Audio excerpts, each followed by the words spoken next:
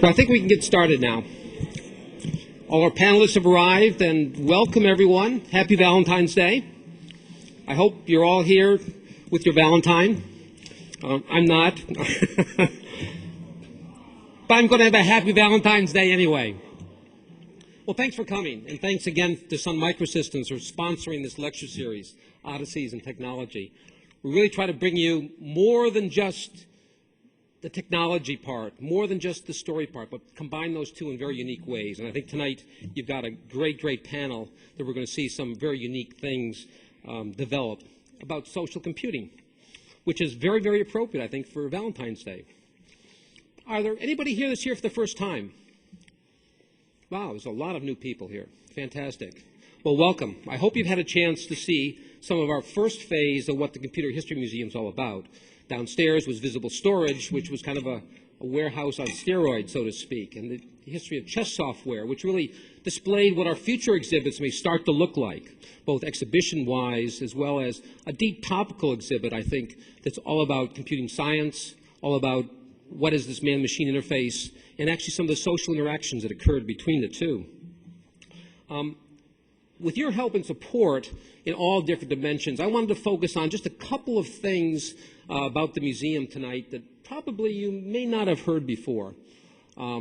First of all, in our long-term plan, we're really aggressively going after our next phase 2, and that's going to be a timeline exhibit, an interactive exhibit you can walk through time in computing history. This is something that really isn't being done anywhere in the world, in my opinion, to the caliber and quality and depth and experience and understanding that we'd like to be able to present to you, our audience. And this is going to be exciting. We're targeting probably 2009 for its completion, and along the way you're going to see increasingly more and more things appear on our website. For example, probably you may not have even looked at our website recently, but we have something that's a couple really exciting exhibits on there that are new. First is the history of computer chess, which of and to itself has more material now than you will even see downstairs, but also in a very curated, fun way, I believe. Secondly, we took 280 marketing brochures of the past, carefully selected, and then said to ourselves, well, what does this convey to us? Well, one, there's new information. Two, there's companies that don't exist that we thought existed. And three, there's very interesting specs of what a company would say about itself back in those days. I think you'll find that very interesting to look through, and I think for posterity, that's just one example of things that are going on down the future. Let me talk just for a moment about what museum communities exist here today and what they mean to us in a kind of a different way. I mean, these are the real world-class experts that are making things happen today and tomorrow. And I'm really honored to be here on stage with them just for a few moments. But I think what's important is what that's going to mean for us in the present and the future. We have a community of volunteers, of all kinds of volunteers, that help make this museum work. And they're a very important part of the docents in the blue shirts you probably have met downstairs. There's people who do everything across the museum. But the docent and greeter pool have a very common base of understanding and learn more and more all the time about the museum, about technology, and more fundamentally, how to tell stories effectively to people like yourselves when they come here. And that's an important part of our exercise in trying to teach people about computing history. And I hope that they've met your expectations because they've exceeded mine of where we thought we could be. They're a terrific organization and a pool of people that we deal with in different ways, even internally to our organization. Secondly, not all of you have seen it yet, and I'm sort of telling you a little bit in advance, is what our restoration teams do. A restoration team is when you take an old machine and bring it to life. We did this for the IBM 1620. We have now done this for the PDP-1, which was a 1960s machine, the first one that Digital Equipment Corporation actually produced. A very interesting machine because not only was it a unique machine of its time in 1960, it was famous for one thing, mostly, knock on wood, a game machine. Space War ran on it. Everybody was enthralled with games. It was really one of the first true game machines were really used. And one of the people of its creators, both in the software and hardware, Slug Russell, is actually on the team to help the restoration. So the team of people we build surround the communities we serve grows and grows in different ways within the museum. And that's why we're very interested not only in social computing aspects, but where this is going to take us now into the future. We have a software collections committee. So if anyone has any affinity for software, we're doing a series of projects. Doug Engelbart is here. Doug, where are you? There's Doug. There's my buddy Doug Engelbart. Doug's software, his initial NLS software, we're bringing back to life from a restoration perspective and making that available and making that people to use it, to understand what it was like when Doug created his vision and told it about it many, many, many years ago. And you can talk to Doug afterwards. I'm really proud that Doug was here tonight because I think he's into this social computing as well. And I know what a nice guy he is. And lastly, there's a donor pool that we have of all different kinds that really become a social network that we deal with and we have to deal with. And we're trying to deal with more effectively ourselves. And any help that you have in that from, one, a donor of artifacts. We are a collecting museum. We've been collecting for 30 years, but guess what? You cannot end collecting if you're going to be a world-class collecting museum in the future. So we're about the present and the future. And, of course, financial donors, because we feel we have a strong stewardship to deliver what we have promised, and I hope we've been able to even exceed some of those promises we've been talking about. So what can you do? We hope you can donate artifacts, spread the word about us, join any special group that you want to here at the Computer History Museum, and certainly help us in every possible way you can, from volunteering to donating financially. Now, it turns out that Valentine's Day is indeed a very special day. And if I can get this, there we go, slide to change. We've also tried to do something very special for you this evening because we know all of your couples are here and your special people are with you. So we decided to have a special gift set. Some sponsors we went out to, Cantankerous Fish, Computer History Museum. We put some things in ourselves, of course. The most important items, of course, are hats and mug sets and those kind of things. Sun Microsystems, of course, had some other really wonderful things, T-shirts, pen sets, memberships. But there's also dinner for two, massages for two. There we go. 2-pound boxes of C's candies. Now, you don't have to eat all 2 pounds of it at once. And $40 gift certificates and a 2-night weekend stay, courtesy of Hotel Avante. So we put all these prizes together, and if you'll notice that if you gently look under take your hand on the front part of your seat, and you find one of these cards, that means you happen to be one of the winners. And if you happen to have one, now staff and trustees are excluded because I've already won mine. But anyone who has one of these at the end of the lecture, okay, there'll be a table set out front where Pam Cleveland will be trading your card for your gift or your gift certificate. So it's just a little way of appreciating you for coming out this evening, and I hope you'll enjoy the social networking we have tonight. So with that, I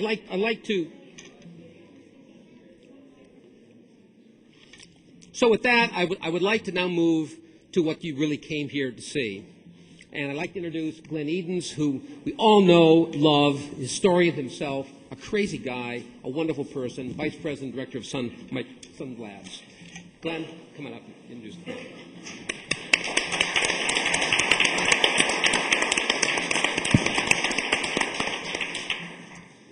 So welcome again, and thank you for joining the Sun Labs Odysseys in Technology talk series. And I won't make the obligatory joke about it's Valentine's, what are you doing here? We have an incredible panel tonight, and basically I'm going to do everyone the favor of being extremely brief, and I will announce and introduce Kara Swisher, who graciously agreed to be our moderator tonight. Kara is a journalist at the Wall Street Journal, and her and Matt Mossberg sponsor or run the D All Things Digital Conference. Kara's reporting has included Boomtown, stories about Silicon Valley, breaking news about the Valley, and coverage of internet policy issues. And if you're up on your history, Kara has written 2 great books. The first is AOL.com, how Steve Case beat Bill Gates, blah, blah, blah, blah, blah, and you would know that story. And luckily, Kara also wrote the sequel in 2003, which was There Must Be a Pony in Here Somewhere, ... So once again, I want to thank all of our speakers tonight, and Kara, thank you very much. Thanks very much.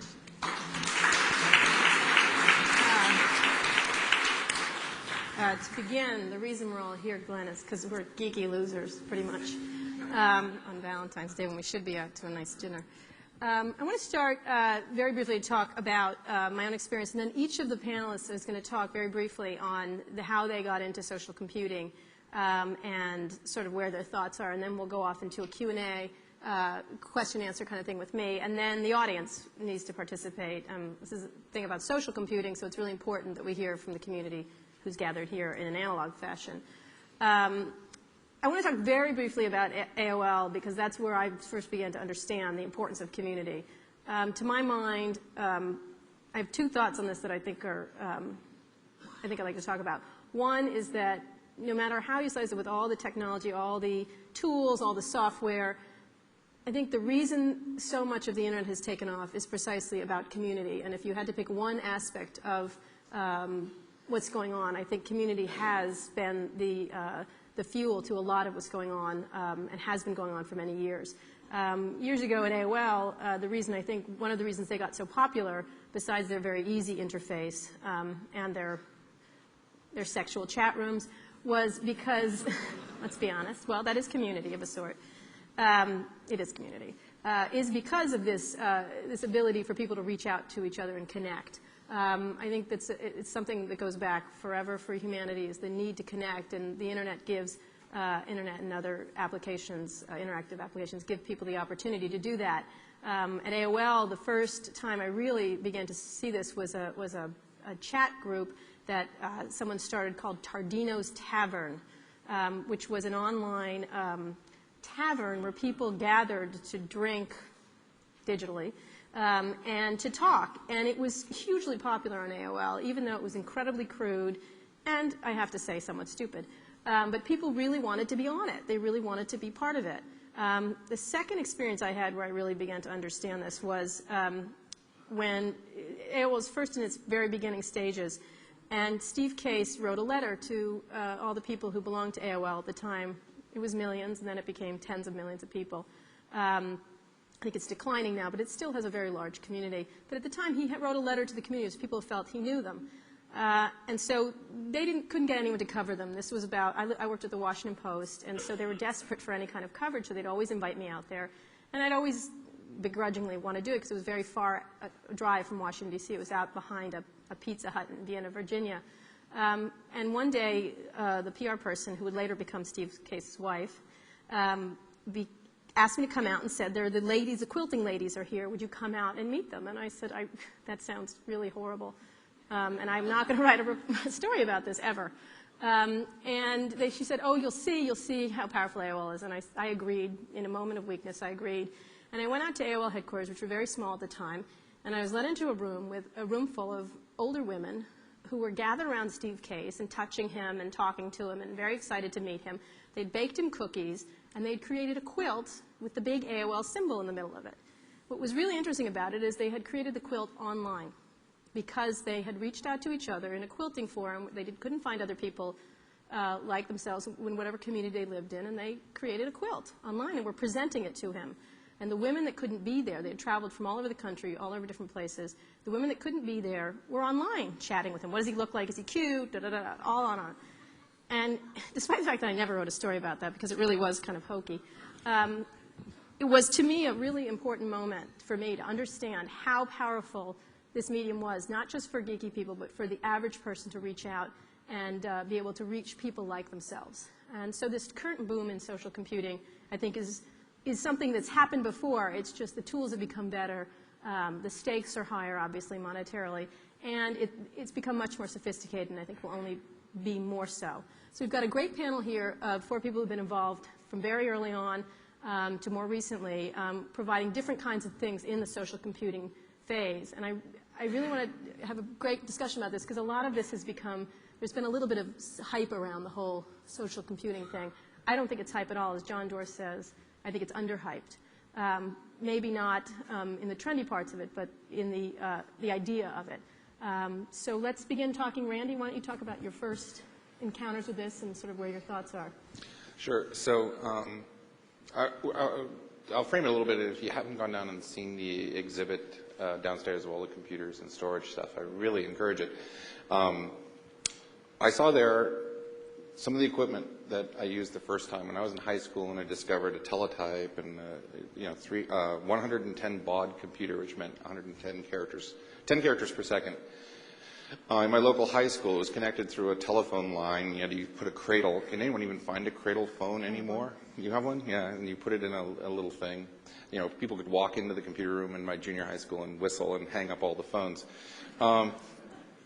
But I was really super intrigued with some multiplayer, this kind of online gaming thing. I said, gosh, it'd be great if we could hook multiple together. And so the first thing I built in high school was a multiplayer online game and one of the very first bulletin boards, and that's what we call them now, or message boards or forums, to support that game so that people could talk smack to each other and then get together and play in real time and shoot each other up. It was a Star Trek-based thing. I was in high school in the 70s. What can I say? But what occurred to me then is I was very lucky.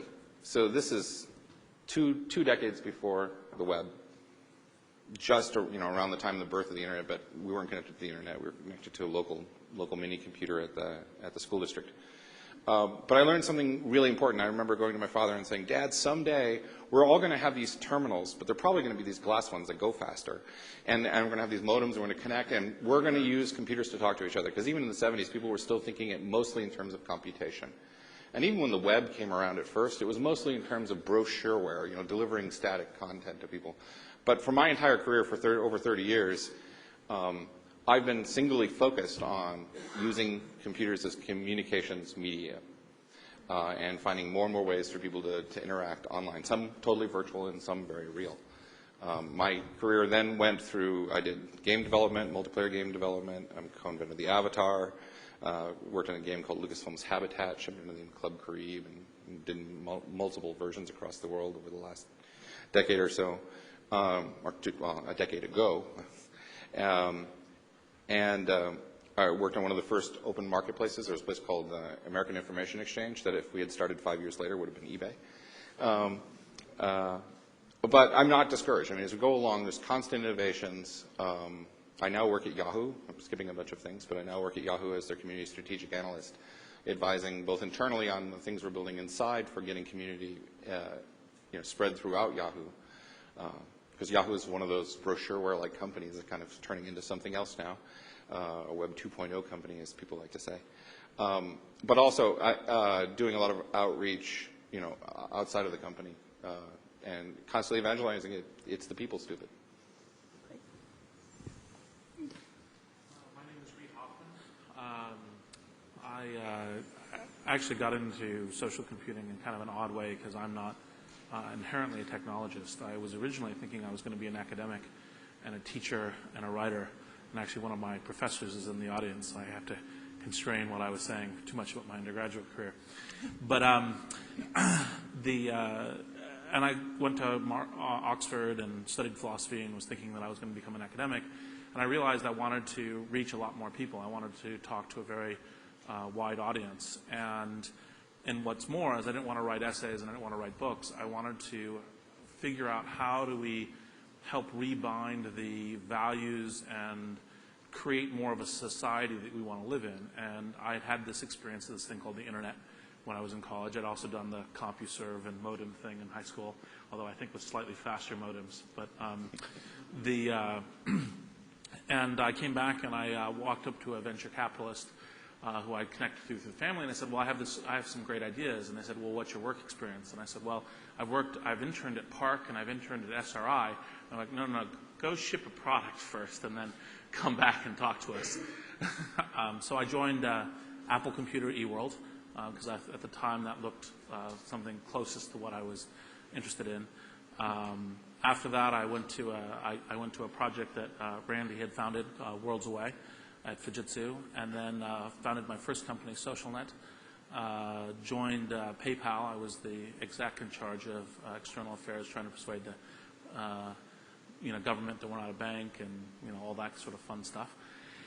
Very unusual for technologists. You start with the idea, email money, that's cool, and then you end up talking to a bunch of banking regulators. It's an unusual path. Not so cool. Yes, not so cool. I'm currently the co-founder of LinkedIn and an angel investor in a number of what I think are very cool Web 2.0 companies, which we'll probably get to more in the discussion. Okay. Ooh, well, my history is sort of the history of mini computers. I learned some basic on Mark Sense cards before Punch even in 1972, 73. And social computing for me at the time was I and my fellow students around the singular computer that we had to share amongst ourselves, trying to figure out what was wrong with each other's programs. Later on, when I got to Berkeley, there was NetNews, there was the internet, there was email, terrific stuff. And how to explain? The best thing about it from my point of view is that you were able, as Reed and Randy mentioned, to connect with a whole lot of other people with common interests. Almost immediately, whenever there was a new thing that people wanted to discuss on the internet, somebody would found a mailing list, and the trick, of course, is figuring out where it was and who had set it up. NetNews was a terrific thing because it was bringing that kind of connectivity, that kind of reach to everybody who was stuck behind modems. Granted, you had to have a fairly sizable Unix system to run it at the time, but at least the bits were coming to you. Prior to the advent of that stuff, bulletin board systems were available, but you had to dial into each individual bulletin board system to find out what you wanted to interact with the different individual communities that you wanted to interact with. The way I used to describe NetNews to the people who didn't understand it was to say, imagine if I had a bulletin board system and you had a bulletin board system, but they're separated. And so some person who wanted to read and interact with both communities would have to dial into both bulletin board systems at various different times of day to continue to interact. Now imagine that you and I conclude an agreement that one of our bulletin board systems will call the other once a day and exchange all the messages in both places. Now multiply by thousands of computers or hundreds of thousands of computers and millions of messages per day. I was recently told that the current volume of NetNews is in the realm of about 10 megabits per second sustained 24 hours a day. It's kind of a scary thing when you think about it. In 1984, when I'd left UC Berkeley, I was working for a small computer company in Berkeley that nobody remembers anymore. But I still had access to my accounts back at Berkeley and was trying to read NetNews. It wasn't very well maintained at the time. And so I offered to the local admin to take over the maintenance of NetNews on that particular system, which was at that time called UCBVAX. It had the problem, unfortunately, that everybody who wanted to read news on it had to log into the machine to read it. And NetNews consumed an enormous, for the time, amount of resources on that one machine. I decided, along with two other fellows, Phil Lapsley and Brian Cantor, to see if we couldn't put together an internet protocol for moving NetNews around between servers and also make it so that a cheap piece of client software, cheap in the sense of cheap in the computing resources, could access NetNews stored on a central server. This way, 3 or 5 or 10 computers at a university didn't have to run NetNews in order to give NetNews to the community. You could have it on one. Everybody could run a client on the machines that they had. And this was coincident with the advent of workstations, where you started seeing Sun workstations, you started seeing Symbolics list machines spread out throughout various different campuses. So after about a year and a half of work in 1986, we released NNTP, and that took the internet by storm. At the same time I was doing this, essentially we were trying to give the NetNews system a new backbone and bring a computer conferencing system, as it was known at the time, to the internet. I've always felt that mailing lists have a certain limitation in that they're very inefficient users of the internet. And NetNews can, at least in principle, be a lot more efficient. Unfortunately, NetNews doesn't have very many good mechanisms for stopping bad actors, which is where we got spam. At the same time that we were doing the work on NNTP, I was working on gatewaying internet mailing lists into NetNews newsgroups and back again, trying to basically fuse the two. This was part of the sort of the big plan of turning NetNews into the conferencing system or the bulletin board system for the internet. Didn't quite make that work, since mailing lists are not yet dead. But beyond that, I sort of fell out of the NetNews community after a couple of years when spam started to get really horrible and the best filters that we had available really weren't able to stem the tide. So I've been paying more attention to what's been going on the web. The thing that frustrated me about the advent of the various web companies is it seemed to me for a long time to be a return to the BBS model of having to hit multiple individual systems where there was no exchange of data between them. And there's still a lot of that going on. On the other hand, with RSS coming up, it's possible for you to pull down from each of these systems the particular pieces of information that you individually want. So we went from you have to go to the BBSs to get what you want, each individual one, to NetNews, which blasted everything everywhere. We backed off a little bit of that from that because it was very expensive to do that. It was, after all, the original push technology. Back to the BBS world where, well, it's not a modem call anymore, it's a connection over the internet, but you're still having to hit each individual one.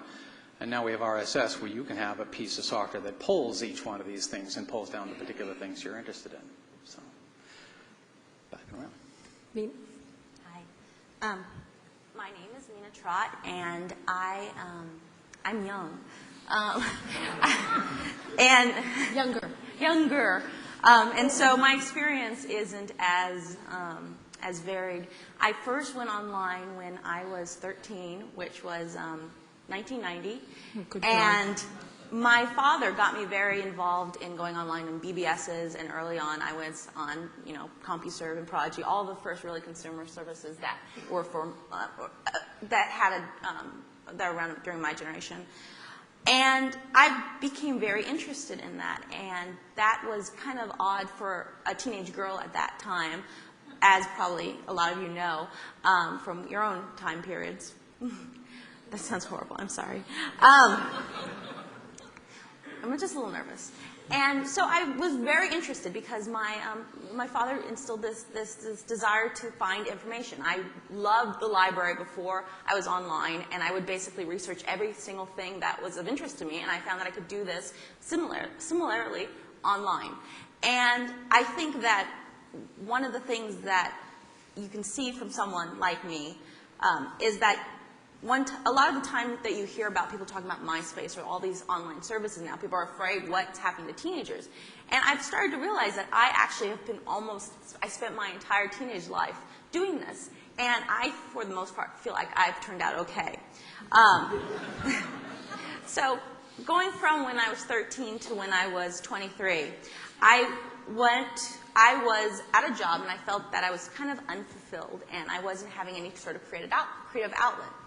And so I decided that I wanted to start writing a blog.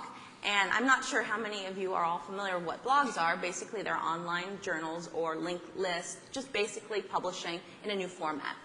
And I wasn't fulfilled at work, and I loved writing. I was an English major, and I was a designer. And I wanted to take some time to write stories about my childhood. So there was this personal desire to express myself, and along the way, meet people who were of interest. But it was different than online communities I had been on earlier, because I wasn't seeking out people as much as just writing for publication, broadcast, and having people find me and reading me. And I had this lofty goal when I started my blog. I said, I'm not going to be famous in the real world. If I write a blog that becomes popular, maybe 1,000 people know me online. And that was my real big goal and desire, because I felt that would be a fulfillment. And I wrote my blog, and it became more and more popular. And along the way, my husband and I, Ben, we decided we wanted to create a blogging tool, which is Movable Type, and this is 2001. And so I had my blog, and we also had the software product. And I gained the readership, and we became more successful as a company.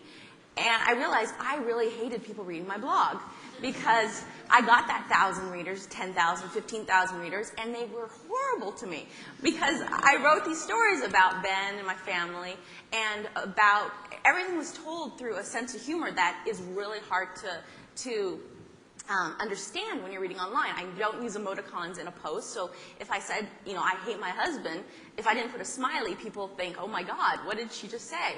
And it was just a joke. And the big turning point was I wrote a post about how I wanted a banjo. And I don't play instruments. I'm I like getting into trends and getting into things that I don't fall through on. And so I said, I want a banjo one day. And I wrote a comic because Ben said he wouldn't pay for it. And I wrote a comic about how he was so overbearing and how this was a horrible thing. And anybody who knew me and Ben knew that this was a joke. But then I got so much mail from people saying, how much money does he spend on beer in a year? Does he beat you? You should leave him. Especially with the banjo. And I was like, these people don't understand this. They don't understand who I am. And the worst part is they took my words to mean Ben was a bad person. And if you know Ben, I'm the worst one out of us. And so that was the big turning point for my blog. And I told that we have a company and I had a blog. So now I'll kind of end my blog thing and back to the company. So we released our first product, Movable Type, in 2001. And it was Ben and myself for about 18 months. We grew the company. We released another product called TypePad, which is a hosted service for blogging. So basically a turnkey solution when you don't want to install server software. Then we also acquired a company called Livejournal. And Livejournal is kind of where the intersection of my blog is. Because what I realized is I hated people reading my blog. And Livejournal is a community that's predominantly teenagers, but its privacy features mean that only certain people can read your post. The founder of it, who now works at our company, he wrote it when he was in college in his dorm room, and he wrote about what he was doing. Right now I'm going to the bathroom, or I'm going to get something to drink. And it was just this thing to kind of log what his daily activities were. But then they started writing about going to parties, and his mom would read, and it would be something like, why are you doing this, Brad? Why aren't you doing your homework? And so they set up a filter so only certain people could access the post. So there became a post for their mom and a post for their friends. And that is basically, I think, where I am as a blogger. And it's where we kind of are as a company in terms of what we think blogging is. So when you think about blogging now, it's this publication where you're writing for thousands of people. You want to be either a journalist or you want to be an expert in a field or a hobbyist. And that's going to still happen. People are still going to want to write like that because that's how we've always been in online. But most people don't want that. They want a small community. They want to either talk to family, they want to talk to friends, they want to talk to fellow quilters. They want to talk in a safe environment because they're spam. There are people who are trolls and there are people who are miserable. And most people want to be happy in a community that doesn't feel like you're being attacked. So one of the big focuses of what we're doing, Six Apart, which is our company, and it's now about 125 people, is we're creating that next generation of tools for people who don't necessarily want to communicate with everybody, as well as those who think that they can reach 100,000 people and people want to read them. So that's my life. And you can't access it on her blog. Unless you play the banjo. Okay, that's great. So as you can see, these people are from very different perspectives, but I think they're all talking about essentially the same thing, is the ability to use technology to connect to each other. I want to start looking a little bit about the history a little bit more and discussing the early days, and then morph a lot into what's happening now. I think probably you may not agree with me. A lot of the early stuff started off very techy. Very much the communities of people who are interested in computers, interested in stringing computers together, interested in not the broader range of topics that the average consumer might be interested in. But let's talk about sort of the early days for you. One of your things was a Star Trek thing. I know you glossed it over really fast. I'm shocked that was a group that would like something like that. What do you know? And in fact, if anyone wants, just let me know. You can still play this game 30 years later. Okay. Talk about tight, small communities. It was several high schools. There were various high school kids, very geeky kids, who snuck into the computer lab to play. this multiplayer online game. I don't even remember how they found out about it. But we're still close friends today. I mean, so one of the important things to draw through all of this is these communities aren't just virtual, they're real. And in fact, I just got back from a business trip to Michigan for Yahoo. I stretched it a couple days and stayed with my friends. And what do you know, we played this game 30 years later. In fact, this game would not hold up against a single attacker. If any troll came in to play this game, he could easily cheat. He could easily make it miserable for everyone. But he's not going to. Right? And so I will reinforce Mina's point that, you know, community at the small side, what Yahoo likes to call we communities, which are built around small groups that are focused on communications. You say we communities? We communities. So we talk about we communities and it communities. So it's about like topics. So when you talk about message boards, this is a really interesting thing. That's why I'm really excited about this panel. Is there's a distinction, I think, between net news and bulletin boards and things like that. Which are informational. Which may be centered around a topic where the people come and go. Search engines are also really great about this. You know, people come in, search for some stuff, get it, and go. There's still social communities around that, but their structure is fundamentally different. And so you'll see systems like Slashdot, where a technical community. So you talk about technical communities. There are some, but I'm going to say Usenet's always had a skiing group that I can remember from at least 1988 when I was first on it. Admittedly, you had to be a techie to access it before the web, or you had to be an academic. You had to have access. We tried to promote the formation of good client software. I worked for Apple Computer from 1988 to 1997, and tried to push the authorship of some NNTP clients in there. When we first did NNTP in the initial stages, I tried to make certain that there was a client available for the TOPS 20 systems because there were an awful lot of universities that had those. Tried to make certain that there was one for the Lisp machines because, again, there were an awful lot of those. And it wasn't too difficult for the Unix workstations because, hey, we already had the code for that. We took our Larry Wall's RN program and basically ripped out the talk to the file guts and replaced it with our protocol guts. And the choice for that one was simply because it did prefetching of articles, which meant we could hide the network latency. But you're right that you did need to be sort of a techie to understand it, and we tried to make it a bit more accessible, but never quite got the push to do it. So we need microcomputers in the web, right? Before that structure was going to. You were talking about something that's a very interesting concept: the idea of pulling in or pushing out. Yeah. And I think you're right. It first started off where you had to go and get and collect, almost gather. And then it was a lot of push, which didn't quite work out properly for people, mostly because of capacity. Yeah. Well, there was actually one other problem with it, which is that since it was resource intensive, it was up to typically the administrator or the owner of a particular computer to decide which things he was going to take from the great grand stream in the sky. Which then that limit went on to the users. It was also very difficult to administer on that basis. The difference, I would argue, between that and RSS is that RSS is all about the individual's particular desires. The catch, unfortunately, is finding all the things you might want to, you might particularly be interested in. NetNews had the advantage, at least in principle, of being all centralized in one place. Do you necessarily have to have both? It's an interesting concept because RSS is still difficult for many people. Well, and so I'm from Yahoo, so I can't help but quote a few things.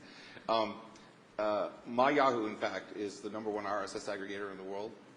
The vast majority of people who are aggregating RSS with my Yahoo don't even know what RSS is. So there's this kind of such a good when you talk about reaching, the mass audience. The point is, people want to find the sources. They find the sources and they say, I like that one, that one, that one, and that one. They don't care what the underlying protocol is. So there has been a shift in terms of, access to information. And even, common sources, so most of the RSS feeds don't look like Usenet news groups did, but no. at all.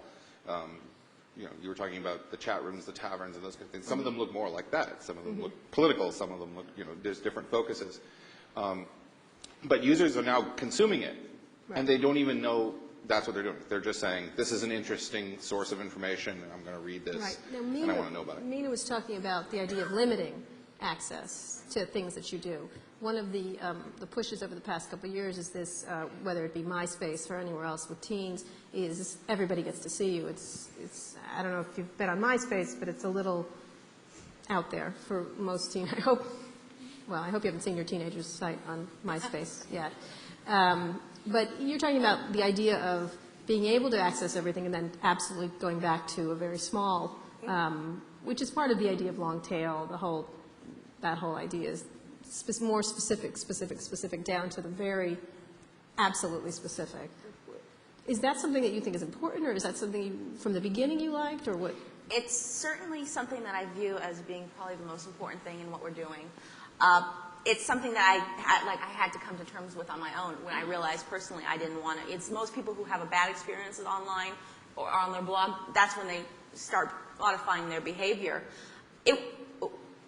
It's funny because Livejournal, before we acquired Livejournal, since they've been around since '99, we've known about them.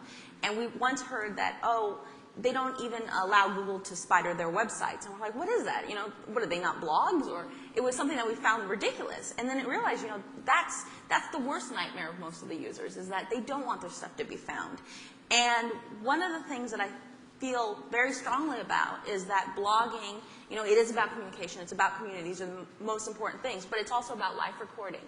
And you're certainly not going to want to let all the people in this room, in the world, see things about your life. And so I see it as I will keep a weblog, and I do keep a weblog now, a lot of it's private. I see everything. I'm the #1 person that can access everything. My family then, or my husband, or my mom then, or actually probably my mom wouldn't see as much as Ben, but my husband then can see pretty much everything as well, but he probably doesn't see the things that are probably so boring that he doesn't want to access. Then there's the next group, which is my mom. She can see most everything now that we have a better relationship. Then there's my best friend, and then it gets, then it's work, and then it's the public, and the public might get 2% of what I write, and I'm fine with that.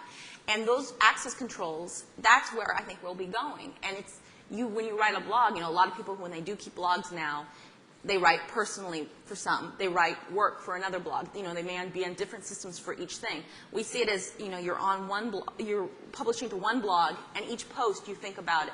Who are you writing for? Where is this going to go? Who is going to see it? Is this something that if it comes back in 20 years to show up and on your desk, is this going to mortify you?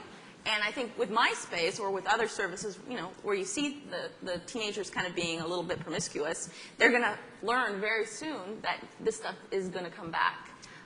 Reputedly, in the very early days of the ARPANET, when it was still run by the Defense Communications Agency, a general once supposedly said that he wrote all of his emails as if they might show up on the New York Times front page the next day. One other thing actually may interest you slightly, the WELL, Whole Earth Electronic Link, conducted an experiment sometime in the late 80s, I think 88 or 89, I've forgotten exactly when. They allowed anonymous posting for about 2 weeks. Prior to that, every post on their system was by an authenticated, somebody who had logged in with their account and always had their name on it. It got so vicious. Within that 2 weeks, they shut it down. It was just amazing how fast it went bad. There's also the account of the newspaper that tried a Wikitorial. I don't know if you guys understood The Washington Post. That lasted like 2 hours before it was corrupted, and it was down within a day. That was actually we'll get to that. That was the Los Angeles Times. Great. They actually trusted their readers. Crazy. Yeah. Although, I'll get back to that. I want to start first. I want to get to the WELL and some early stuff, and then move rather quickly into today. But Reed, your company is based on the idea of finding people that are like each other. It's talking about not finding things. Well, it's actually not so much. One question I forgot to ask is, show of hands, who else here has a LinkedIn account? Wow. Right. So I may not have to explain it as much, but it's actually trying to bring the trust relationships that exist in the real world to online in a way that they become usable. So in terms of finding people, actually, I think one of the transformations that part of what LinkedIn is founded in the belief of is, we have search engines, we have finding pages of information and so forth. Actually, now you actually have search where you can actually find people. So if you have a question about, say, for example, a new trend in open source, or how TV production works, or you're looking for an IP attorney who specializes in Chinese law, the question is, how do you solve that problem? Part of the idea is the way you solve that problem is by using, online search technology. And the reason why, for example, a trust network is really essential to this is that in order to judge if someone is the appropriate expert or the person you should trust on this, an ability to kind of see where they situate in your social context, your ability to talk to other people that you know who can then testify to them is part of what LinkedIn's about. And I think that part of the trend that Mina's talking about, where it kind of starts is when you got this kind of wild frontier and people are just kind of, you'll be in chat rooms with people from, Brazil and Shanghai and everything else. It's all new and interesting. And then as it gets very mass market, you tend to get more towards, okay, well, how do I get into a trusted community that I want to participate in? So in LinkedIn, it's trying to bring the trusted professional relationships that you have already in the real world, making those more available online. It's also, for example, the evolution of blogging in terms of talking more to specific groups that you actually already have relationships with, friends, family, that sort of thing. And I think that's part of, as you get mass market in these social trends, that's part of what happens. And how that related to what I was saying earlier is I actually think that one of the, and Randy's talked a lot about this, but there are places where technology creates a destruction of community, right? So you have televisions inside the house. You now spend your time inside the house. Your kids are not outside in the streets playing with your neighbor's kids. You have less connection with your neighbors. It's an instance where you kind of get more isolating. One of the things that is part of the reason my whole career is about what I now call consumer internet, which, in 93 or 94 was online, is how do you use this actually to rebuild and reform communities where people find groups that they trust and be able to use that in the way they're doing their lives. And that's where I think that the trend is now going. I think that, a lot of people have heard the classic buzzword Web 2.0, which is usually meant as kind of, it's next gen, right? There was 1.0, which is old, and there's 2.0, which is new. Great. That's very helpful. But actually, I think part of what that is bringing, I think social apps are really central to it because it's bringing kind of the mass network of kind of activities of humans into ways that are now bound into how we communicate with each other. It's one of the reasons like blogging is thought of as kind of Web 2.0. It's like people link to each other's blogs and publish to each other. Flickr in terms of sharing photos. I think that actually one thing I frequently say in terms of a Web 2.0 thing is Alta Vista is in a sense search 1.0 because it's searched basically on the terms and keywords and meta tags in the document. And in a sense, PageRank in Google is Search 2.0 because it's based on a reputation system, a network, and generally tries to mimic what humans think is important with these terms. Which documents does that point to? It's one of the reasons that blogging has a significant influence on PageRank. Anyway. Let's go back a little bit to the well. You mentioned the well. Each of you, what was your first inspiration in the social computing area? And it can be a broad range of social. It doesn't have to be messy. What was the first thing that really... So if you want to talk about the well, you want to talk to Aaron. What was the first thing that struck your fancy and why? The first time I saw the ARPANET in 1978 at Stanford University, I spent a summer as a junior in high school, between junior and senior years, taking some summer school courses, and I got to know a couple of the undergraduate and graduate students there. I spent most of the time playing around with a system that wasn't connected to the ARPANET. Couldn't just do that at the time as easily as you can now. But at one point, a friend basically dragged me into the AI lab and showed me a couple of what you could do with the ARPANET. Oh, wow, you can touch a computer that's in Massachusetts from Palo Alto, and that was pretty cool. Mm-hmm. And that there was email flowing back and forth. The fact that you could bring together people on particular topic basis, and they would eventually get to know each other anyway. Almost all the literature I've ever read about collaborative computing, as it's sometimes called, is that if you want to have a group work towards a particular goal, you can do it online, but they have to have met once, in person, face-to-face, preferably early in the process, so that they can basically learn that know viscerally that there is some human being on the other side of that flame you're about to hit return on before you send it. If it's purely electronic, things can deteriorate very rapidly unless somebody exercises a moderating influence on the things.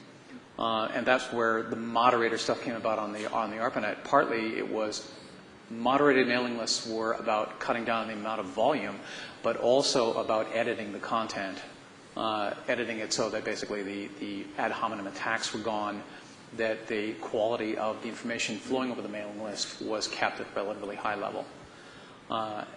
that kind of a filter became very important. So when it worked in a civilized way. Yeah, What about you? Yeah, so I was fortunate because having established a bulletin board and didn't even know what to call it, the game did something completely different.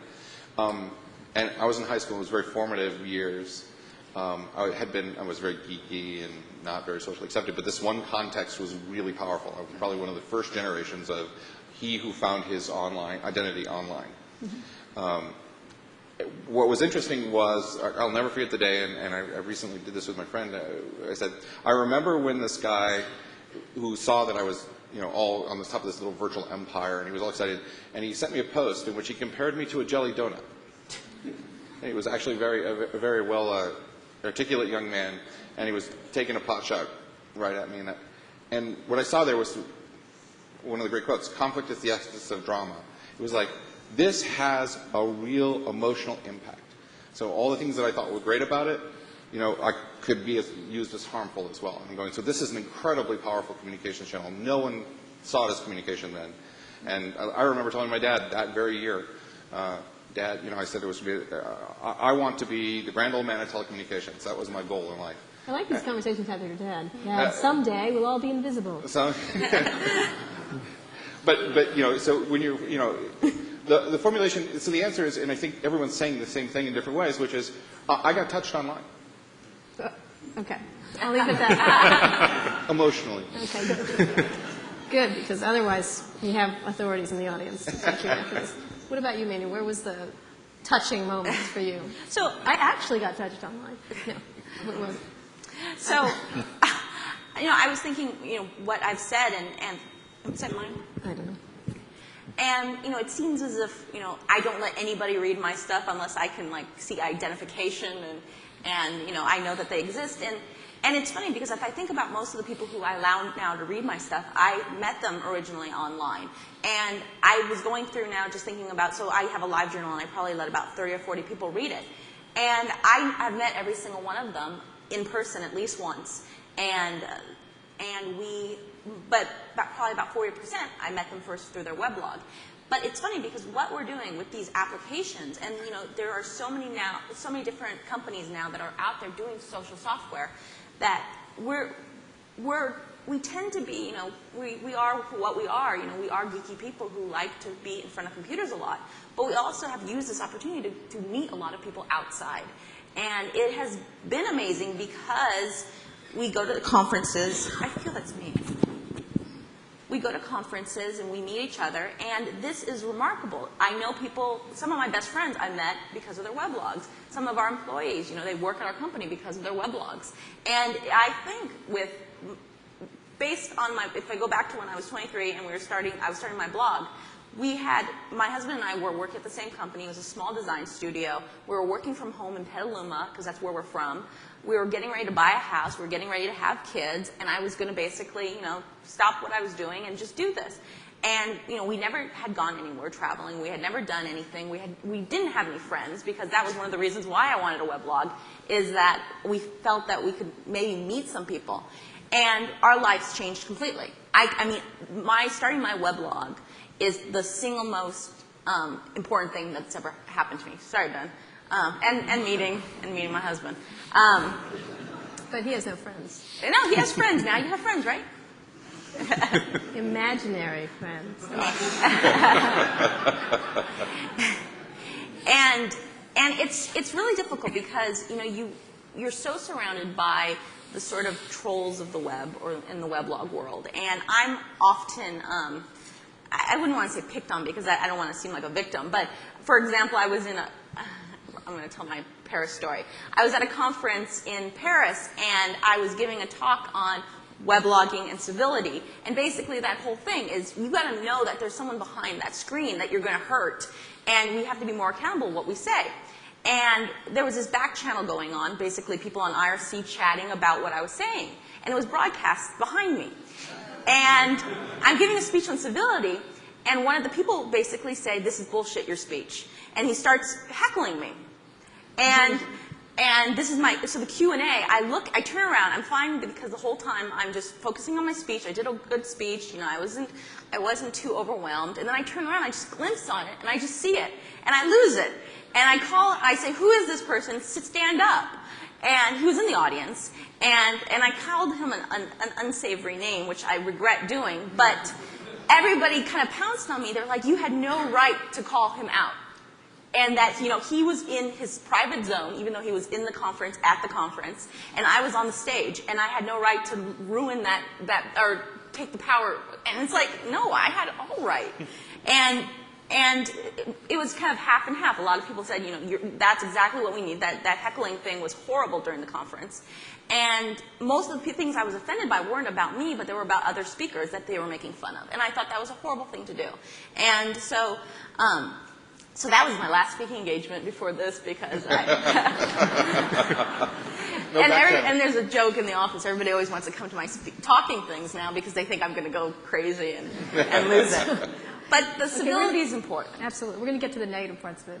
Absolutely. That's why, until recently, newspapers refused, again, talk to readers because we get heckled relentlessly. Just to add one thing, in case people haven't had this experience, and part of how the evolution of all the social computing goes is many conferences do have IRC chat rooms running during the time. Some of them broadcast frequently.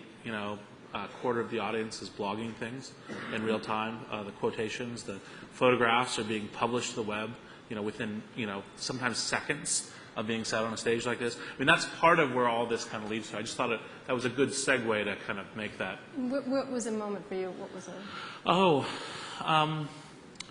I guess for me, I kind of approached online very deliberately, because the thing that most interested me about online and consumer internet is you got hundreds of millions of people that can all talk to each other, and now what kinds of structures of social trust can you create through that?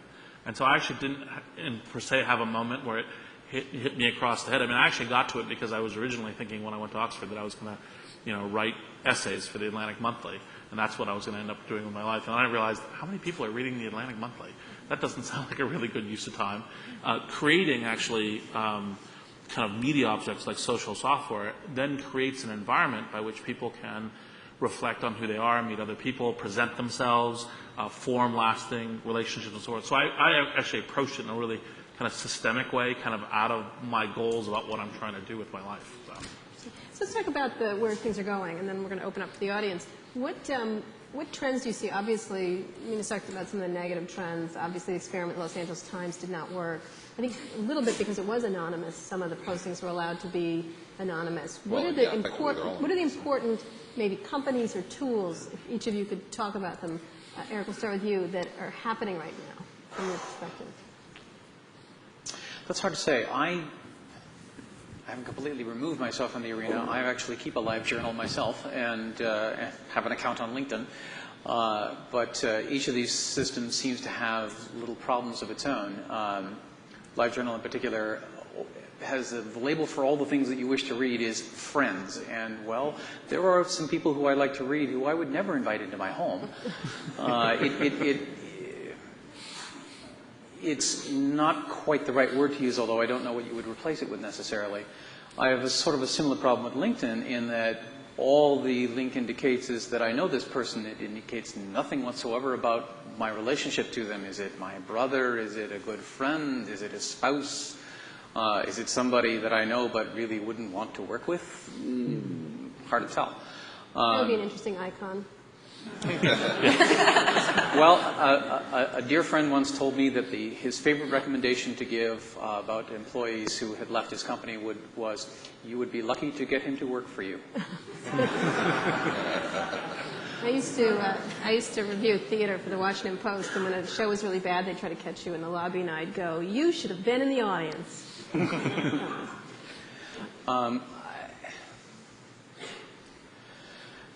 We're going to end up with a lot more richness, I think, than the current systems that are out there. And there's a dichotomy that we haven't really fully dealt with yet. Part of the problem with Livejournal is that if you let things all hang out, anybody can read it, and that's good people and bad people both. On the other hand, if you protect it, too much, there may be some things, there are some opportunities potentially lost there. And it's hard to know how to set a particular boundary for anything that you write necessarily.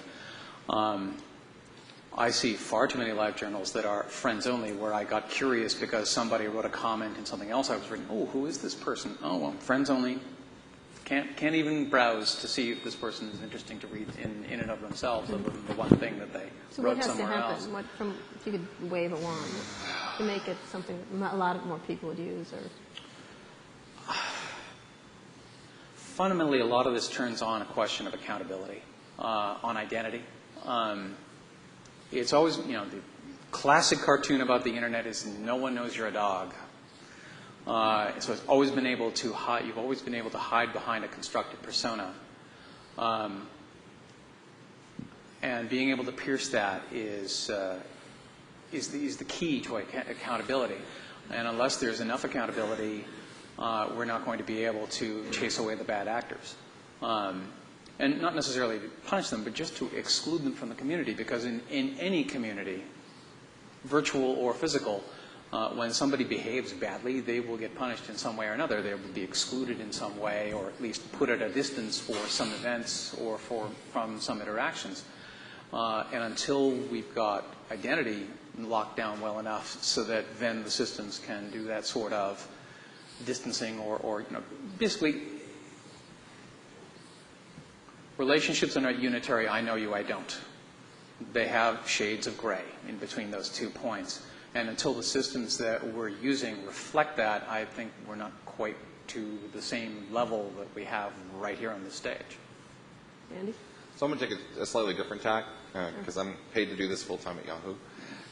So forgive me if it's a little focused, but since Yahoo has a broad set of both technologies and services available, I can take a kind of different view. Although what I'm going to say actually I think applies to the internet in general, although there's some challenges, especially around identity, associated with it. But what I see going forward is making leverage of these trust relationships, regardless of whether they're a binary or they're a scale or something. Let's just settle with ones we have now, so people who can read my stuff, people who I declare my friends, people who I have an RSS feed of their content. So I'm making some kind of trust statement about them. So even that it might not be me, but the fact that 500 people are reading my blog is actually an interesting statistic, especially if it's a specialty. So what I look forward to in the future is the next generation of synthesizing for the web. The web keeps scaling, keeps getting bigger. It's growing more and more people, doing more and more things. Yahoo originally was a directory company. And that was really great when the web was small, and it was best, the way you got some expertise was humans. And then we told the next part of the story is, well, then we had search engines, and specifically to get those to work, you need a reputation system. So what's happening is, as it gets bigger, you need new means to get relevant stuff out of it. And so reputation-based ranking algorithms like PageRank or LinkFlex, which is Yahoo's, and we're the next stage. I think we're going to see a very real next stage.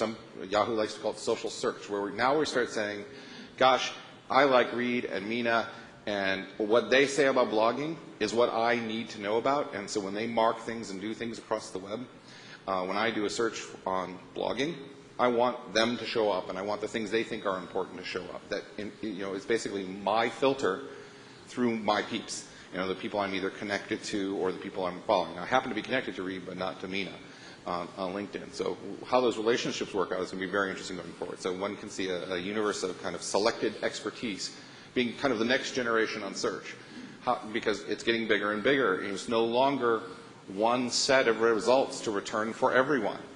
It's the top 10 results. It's like, you see this in search engine companies. This is a statistic from, I don't know the statistic from Comstar, I can get it for you all later if you want. But there's an amazing number of searches that are done at one search site. And if the first page of results doesn't look good, the very next thing a big chunk of users do is go to the other search site and type in the same search. And get the same result. Actually, so sometimes they get different ones, but they're it's this kind of, so the search companies, both of them are failing to give the relevant results to those people. And one way to do it is to leverage these social network and trust relationships. It sounds in part like you're talking about peer-reviewed journals where basically the only thing a peer-reviewed journal is going to publish are those things that all... So one thing I like to talk about is how human social structures have been kind of slow to get themselves onto the web. Even though we think we kind of come up with some early technologies, bulletin boards or message boards and email, and these structures kind of mimic these other ones. But we didn't do... Social networks are older than computing, that's for sure. And it took us forever to even come up with a rough model, and it's really rough. It's not really good, but it's the best we have. Likewise, these things like peer journals. One of the challenges at Yahoo is like locating things like what's a good group. Well, if we knew what good people were, you certainly could say, well, the groups with the most good people are probably good groups. Right? So this very simple structures we use all the time. The example Reed gave about these people I know all know this guy, so maybe I can talk to them about this guy. Leveraging that across the web, across communities. What about you, Randy? Oh. What has to happen to sort of... I think that one of the ways of looking at, I think there will be a lot more baking in of various kinds of what I think of as reputation systems. Right? LinkedIn's obviously only one version of that. PageRank and Google's another one. eBay and its reputation system for transaction. And I think that one of the things that's going to be, even if, for example, take the social search thing, like the example Randy was using in terms of, maybe I trust these people about blogging and what information they think is most relevant. And I think you're going to see a lot more of that become, frequently when a piece of technology becomes really well used, it becomes transparent. It becomes just what you do and you recognize it. And I think you're going to see more of that kind of reputation system baked into some certain systems. I think one of the really interesting questions is which ones will it be and how long will it take? So. Well, I think I'll probably go off the network path and just talk more about the data that you're actually inputting. And I think one of the biggest issues that I see is that there's, it's implicit versus explicit information and data. And right now when you keep a blog, it's basically, hey, I'm going to sit down right now and I'm going to write something. Or, I'm here, I'm going to take a picture and I'm going to post it. And I think there's so many things that we're missing and capturing in this whole life recording sort of behavior that we don't want to have to be so conscious of what we have to input. And so, and you want to be able to go back and say, hey, actually I want to pull this and highlight this and elevate this to actually a post. But you never knew when you were actually living it that was going to be so important. And that's the thing I kind of see right now. I was talking before the session about a blog I keep, which people make fun of, but I always use it as an example anyways. It's a picture of me every day in a calendar format. And I use my camera phone and I take one picture and I upload it. And it's an example of something I can go back to some random day, in April, and I look at the picture. I know almost exactly what I'm doing at that time, where I was, how I felt. Based on what I look like, I know if I was in a bad mood. And that's an amazing thing to be able to go back and have that. And 3 people probably read this blog total, and they're all related to me. But it's probably the best thing I keep, and the only thing I keep that I keep updated frequently. Because I'm going to be able to go back, and I know if I miss a day, too, because there's an OCD-ness. If I miss a day, I'm going to go crazy. And so that's... What was I wearing that day? No, but it's more just mentality, and it's the only way I can easily keep track of, the past months in a way that it's all visual cues. And so that's, I think, our biggest challenge, is capturing data in a way that isn't annoying or too difficult to do. Yeah, and that's worth expanding on more. As the United States catches up with, say, Asia, in the mobile market, people will be doing more live recording and even business-related recording from their cell phones, which they'll have with them all the time. And so that's very social. So it's right now, text messaging. It's kind of strange because we're ahead in computing. It's online communities. We're actually behind in cell phone online communities. Absolutely. Well, it could be a social thing. It's interesting. More than one social software analyst have been quoted saying, "Look at the kids." Well, it's interesting. My conference partner, Walt Mossberg, blames everything on the phone companies, and he calls them, at our conference last year, Steve Jobs called them orifices. And he said he didn't like going through orifices very much, so he didn't see much promise in that area. It was interesting. It was a good visual. Let's go to some questions from the audience. I think one of the issues we've obviously talked about a lot is the idea of trust. in this thing. It's very important, more than probably technology or anything else, the idea of trust and reputation. It recalls to me, there'll be things right up here, sorry if you have to come up, is an old journalism saying, which is, if your mother says she loves you, check it. So I don't trust anybody. Next. First. I think this is an on here. Is there an on switch?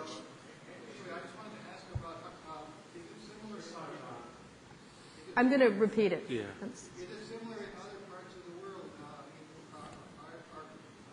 Is blogging the same in Sweden, in France, in Italy, in Brazil, India, China? Great question. He's asking if blogging is the same in other parts of the world. Mina, how much of an international? One of the first thing, when we first took our funding in 2003, it was important. We really didn't want to take any funding, but it was important that when we did, we took it from an international company, and they're based in Japan. And the main reason was we saw cell phones and we saw this behavior and how important it was to be in a country that was not just the United States.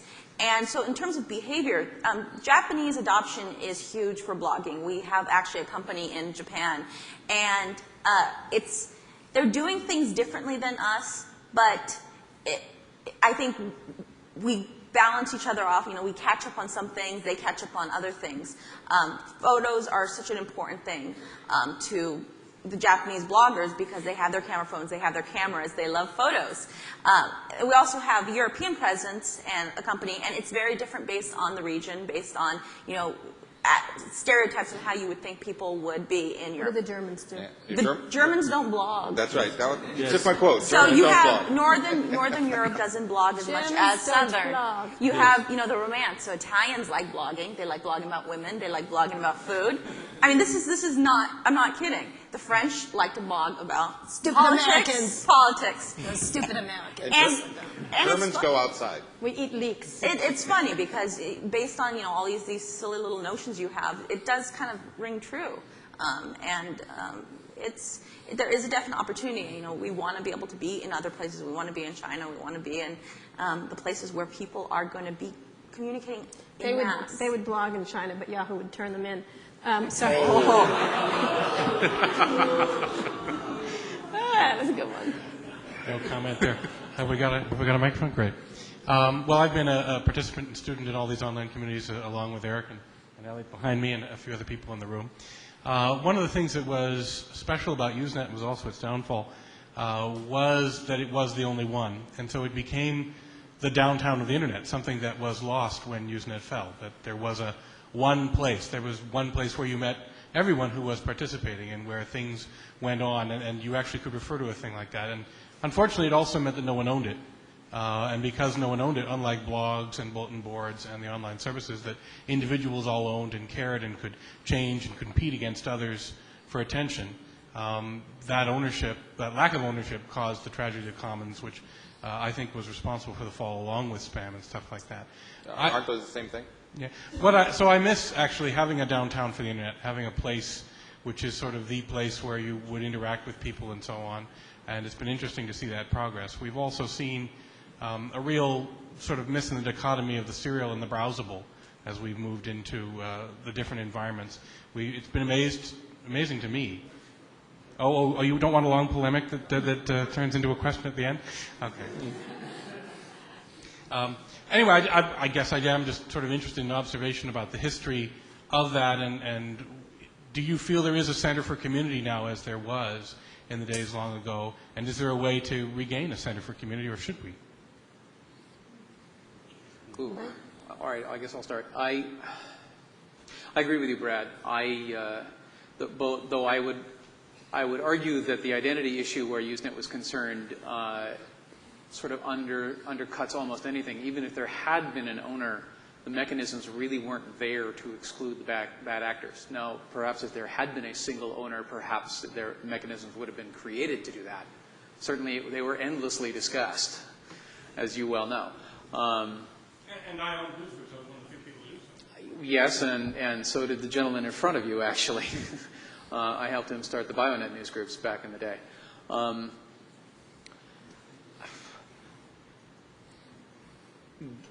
Mike Odell once said that the problem with the internet is that nobody had given much thought to organizing a library the size of a planet. And I would argue that if you extend that a little further to what we're discussing here this evening, it's a little bit hard to have a town square the size of the planet that can hold 8 billion people. So I'm gonna push a little harder and say I don't think it's neither desirable nor plausible. I won't say possible, impossible. That in fact, I agree with your assessment overall, except what had happened is it scaled to its limit. There, mailing lists. So I see a history of Usenet. All the people who really liked Usenet left, and they went to mailing lists, but that wasn't the right structure. And now a bunch of us are blogging, because it finally gave us the structure against bad actors and the platforms we wanted. None of them are perfect, right? So we end up with these bad structures. But I think the big thing that we've kind of learned since then is that you need lots of town halls and lots of city squares. What was great about them being all in one place was just that you didn't have to go anywhere to discover it. And so what's happening is we have the shift where he's trying to find the thing you want. It's just not as easy to find, but when you find it, because it's smaller, it's easier to have the quality controls. Randy, I'm going to stop because I'm going to get to other questions. I just want to add my one quick inverse to Bob Metcalf's law, which is in some cases the value of a network is inversely proportional to the number of people in it. Absolutely. Mina, when you mentioned your blog, which is just a daily picture, last week a link went around on a couple of the mailing lists I'm on, which is a Brazilian family that every year on the same day takes a family picture, and you could see how they aged over the last 20-odd years, and it was wonderful. Talking about the term blogging, do you feel that the term has been damaged and has lost some of its credibility by being bandied about solely in terms of the blogosphere and then the conservative blogosphere that took down, so-and-so, and seems to have lost track of the fact that blogging is supposed to be weblogging and individual expression, not some kind of political... The problem is it encapsulates really professional bloggers who are quite expertise and then all the way down the line, and it doesn't... But again, there's no metric of reputation. Well, yeah, but you can say about journalism, there's great stuff, and then there's... And I like the Star, but it's the Star. You know what I mean? I like reading about Lindsay Lohan a lot, but and the same thing on the web. So it's the continuum is I think it's the continuum is the problem. And and as it's turned out, there is no real blogosphere. I mean, it's so big. How can you encompass all these people? And I think, but they tend to like to refer to themselves as if they're one. It's like me referring to myself in the same thing as a very technical journal. It but just doesn't. Don't you think it's Media 1.0? It's the Wall Street Journal and I think it'll organs split like up. that are perpetuating this myth that the blogosphere is these. No, they're arrogant. detail? I think the media is terrified of blogs and the whole thing. Absolutely. At the same time, the blog folk can be just as arrogant and jackassy as we can be. I think they've proven that. And listen, they've done a great job on some things. I mean, the Dan Rather thing would have taken the media 412 years to figure that one out, and it took them 5 seconds. I mean, the Borg is always smarter than an individual. But no, I agree. It's a double thing. We're definitely nervous about them at the same time. Yes. Some of the stuff is really shoddy. I think that, our goal as a business, bringing blogs to the masses, which I want to do. I mean, a lot of people, you hear bloggers say, oh no, it should stop here and nobody else should get a blog. And that's a horrible attitude. I mean, it's a bad attitude for a person, but it's a stupid idea for a business. But I think our goal is to get, you say magazine. You're not going to have a judgment about this magazine. It's a word. And I think that's the same thing with the blogging, is that it's a tool. It's like email. You write an email, but you have no idea what sort of content it is just based on that word. And so I think that blogging, the more people we want to get into blogging, the more people we have to kind of re-educate that, stuff that you've seen doesn't necessarily have to be what you're doing. And I don't know if there's terminologies. I don't know if we want to reinvent things, but I think by showing people examples of weblogs and kind of figuring out what blogs you read is the best way to get people kind of learning what other things are out there. I was fascinated by the discussion relating to how we need to have accountability in order to have trust. And let me relate a very short story I want to get to everybody else. About something that's not very technical. My wife was sitting on a plane next to a woman who started talking to her, as people do on planes. And she started talking about how her marriage was breaking down. And my wife was very sympathetic and what have you. And she got off the plane and they, went their separate ways. And, my wife was exercising, a couple days later at a gym and plopped into the hot tub afterwards. And this woman turned out to be in the hot tub. And she said, "So how are things going?" And it was as if she didn't want to communicate with Christine anymore, my wife, because there was a loss of anonymity. You make this assumption that you're on a plane, and you have anonymity. It's like being in the subway or something. But that anonymity was lost, and she didn't feel comfortable communicating. So, in a sense, you have an inverse case. So, what do you guys think about the value of anonymity? And how can it help, and how do we balance that value versus all the tragedy of the comments that Brad talked about? Yeah, Some short answers. This has been a debate since Usenet, and maybe not even a little before that. It was covered at the first virtual community conference at Interval almost 10 years ago now. And the short answer is yes, you need anonymity and accountability. That there's always a context. And again, it keeps coming back to, so you're in a AIDS discussion group on Yahoo group, and you're talking about living with AIDS. And you don't want to tell everyone who you are, but you really need to talk intimately about the situations you're facing. 100% anonymity is critically important. Also, in that case, a moderator structure. You need some kind of moderation structure for handling bad actors, as he calls them. And that is sufficient. But Usenet and other public forums, one might argue that depending upon the context, that's not the correct structure. That pure anonymity leads to abuse and bad actors, and they bring the entire commons down. So the answer is both. There's always a context for interaction. There's a context for reputation.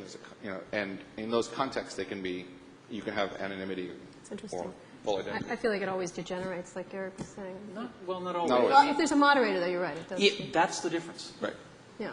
So there's one case that doesn't degenerate, doesn't require a moderator, and those are groups centered around other social structures, like the family. You have a discussion group with the family, email. It doesn't devolve.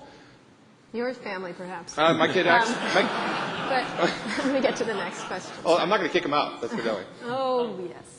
First, thank you to everyone who helped put this together. This is pretty awesome, so I just appreciate being able to be here. But my question relates to how businesses relate to their communities. I run a startup that deals with online blog advertising, and our community is both like a huge asset to our company and also a huge concern, and it's something we spend a lot of time thinking about our relationships of our community to our company and how that whole back and forth thing goes. And so you guys all seem like you're really into the same question, and so I'm really interested to hear what you have to say. That's a great, we didn't talk a little bit about businesses using this. Oh, well, actually, I think there's probably two elements to the question. I mean, one of the things that obviously making a massively social web is it's much harder to control your brand by traditional media mechanisms because people can post anywhere, and the marvel that is search engines, Yahoo, Google, etc., is people can then find them. And so I actually think that there's a whole generation that we're just beginning of how companies, not even just online companies, I mean even manufacturers of Doritos and so forth, manage a relationship with other people publishing about them and the brand and everything else.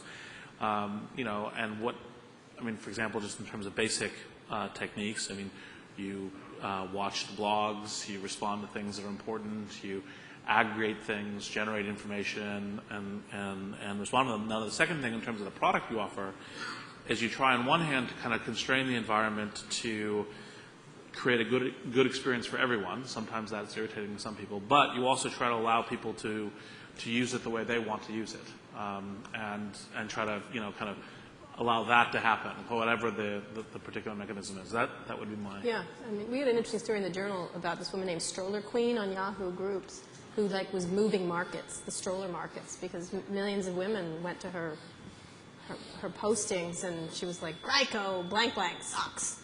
And no one would buy it. It was interesting. And then the company started to pay attention to her and start sending her strollers. It was...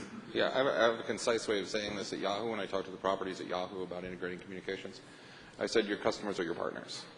They're your content partners. And you should start treating them like that. Except if you're the music industry, then you treat them like criminals. Hi, I'm Josh McQuarris.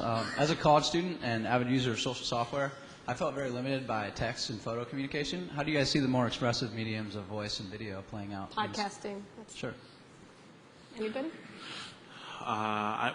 You already see a bunch of, one of the kind of last 6 to 12 months is there's a lot of growing video sites. It's called blogging, another fine word. Exactly. It's one of those things where I think there are some people who are kind of on part of the kind of blogosphere who are saying, oh, text is dead and it's all rich media. Text isn't dead, but the rich media is definitely coming. And I think, what you see now is just the beginning. It'll be very different 3 to 5 years from now. The challenges we've been talking about in bad actors multiply in rich media.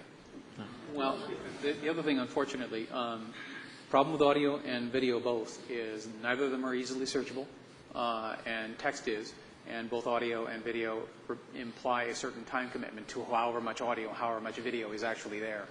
And if you don't have the time for it, or if the site won't tell you how long it is. I'd agree. The time commitment is definitely. Yeah. So you have metadata and abuse are kind of the big issues around that. Leon Khaimovich.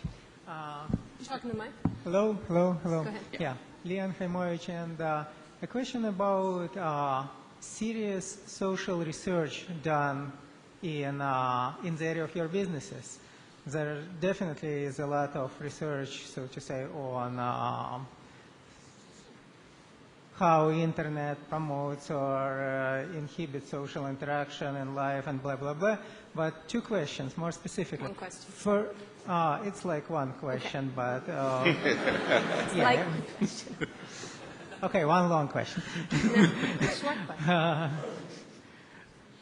Okay, one short, extended question. We lost enough time. That's actually very interesting. The question is about, first, whether your companies work with serious social researchers first. And it's kind of extension of this question, actually the same one. Do you find any academic research really useful for your companies? Anybody? So I'll start with Yahoo. Absolutely. Last year, Yahoo opened 3 research labs. I don't remember where they all are. But the one that responds to your particular question is we opened a research lab at Berkeley, working specifically on, for example, some of the problems associated with time coding, getting indexing in for video and things like that. Mark Davis is the head of that branch of the lab. And various social researchers work for them. Dana Boyd, for example, works for us there. She's well known in social networking research. We also read a lot of papers, and I happen to be big fan of reputation papers, especially out of the University of Michigan and Paul Resnick and the like. Michigan's a great place to go. Yeah, absolutely. Great. Last 2 questions, very brief. Hi, my name's Twee, and I have a question for Reed with LinkedIn. I've been a user for several months now, and so far it's been kind of like, oh, cool, let's check out who my friends know and my coworkers know. Is there a way are you like keeping track of what kind of meaningful references and some kind of metric to find out, how LinkedIn had actually helped in certain meaningful or valuable contacts and things like that? Like in job reference, result in job reference and such and so forth. What's your results, please? What's your use in this world? Well, we do track a lot of metrics, and there's the kind of things that people use LinkedIn for. One always discovers when one puts out a tool like this, diversity beyond what you thought. And when we started, we thought that it would be like hiring and job seekers and BD and salespeople and service providers, like a lawyers or accountants looking for clients or people looking for those. And those were the principal cases. But we've also discovered hedge funds doing market research and finding experts. We found people using it to get back in touch with lost classmates. There's a range of things to the tool, and we track various of these metrics based on kind of prioritizing which features we try to add to it. And we took all the features we had planned. We'd be busy for the next 4 years, right? And so we just what are the ones we do next? So we do track those kind of metrics. I don't know if there was a specific kind of question. How do you track for those? For example, when you send a a contact request to the system. You identify what kind of type of what it's about or what it's for. We do polling sometimes. If someone's had a number of, for example, contact requests to them, we ask them how they're experiencing the system, that sort of thing. I mean, it's kind of standard, understand how people are using the system sort of tools. Last question? Thank you. Oh, sorry. This is a vision challenge, something for personal social computing in the next 20, 50-something years. Somewhere in the world, hypothetically in Australia or Argentina or wherever, is a person, and if we could make contact and have the right sort of conversation, then this person and I would end up being best friends, business partners, co-visionaries for the rest of our lives. How do I get to meet this person and have the right sort of conversation in the future? Huh. You know, Jennifer Aniston was recently saying, somewhere my husband's walking around that I'm going to have a child with. Which I thought, oh, it's interesting. I'm sorry, I'm on Angelina's side, but go ahead. Anybody? 20 to 50 years. Yeah, obviously right now How does he there are find his ways. best friend, soulmate, / business partner / bestest friend in the world? How do you make that one-to-one contact? Right now, I mean, Fate. LinkedIn is It's a called way that fate. it could happen but usually doesn't. Blogs are a way that it could happen but usually doesn't. Maybe I could read a net news post or just see a posting, a website. But it usually doesn't happen. How will it happen? Okay, you're really smart. Well, Thank you. Fundamentally, I think that at least where online stuff happens is in the realm where you are interacting in a pool of people, whether it's large or small. The other people that you read, the other people that you correspond with, eventually the curiosity gets the better of you and you'll say, gee, I'd really love to meet that person. There are half a dozen people whose blogs I read that I would like to meet at some point because they've written sufficiently interesting things and we've had conversations back and forth that I'm intrigued and I'm curious. Now, it may turn out that they're not all that interesting in person. Part of it has to do with how well how well each of us projects ourselves online. And it is a projection, no question. After that, it's your guess as good as mine with regard to I mean, you're coming down to a question of judgment. You know, how good a judge are you of character of people, particularly in a medium which is limited to text or maybe to a picture? Well, let me clarify a little bit. There are many technologies that could help us along the way that are barely getting a foothold now, like the web of trust, or maybe we'll learn to project ourselves better on the web and describe who we are and what we're looking for. Well, the real problem there is it runs straight into privacy. Fundamentally, people get unhappy about privacy when there is some piece of information out there that is being used against them for their own definition of against them. In order to make the connections, you've got to let it all hang out. But there are the bad actors out there that could potentially use some or other piece of information you've put out there against you. And I have no good answer for where to draw the line on any of that. I think that this question is kind of similar to the point that I've been kind of wrestling with. And I was doing a lot of research on my genealogy over the New Year's. And I came up with all these census records from 1910, 1920, 1890 of my family. And it has about 4 fields. It's like their occupation, what language they speak, where their parents came from. And that's it.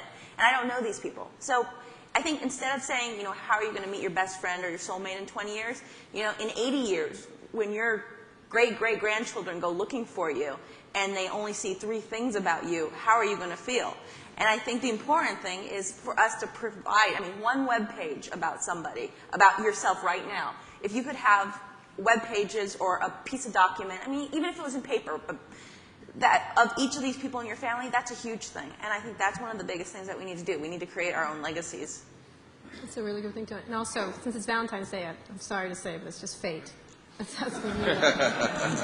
Thank you very much. Thank the panelists. And everyone, I want to thank you very much, Wall Street Journal. These people that really are pioneering the front edge of social networking. We've just scratched the surface. There were great questions tonight. And we have a poster for each and every one of you, which we'll be sure that you get, okay, signed by all the folks. So thank you again for coming. The next lecture, I think, is February 27th. Keep in touch and hope to see you soon. Thanks.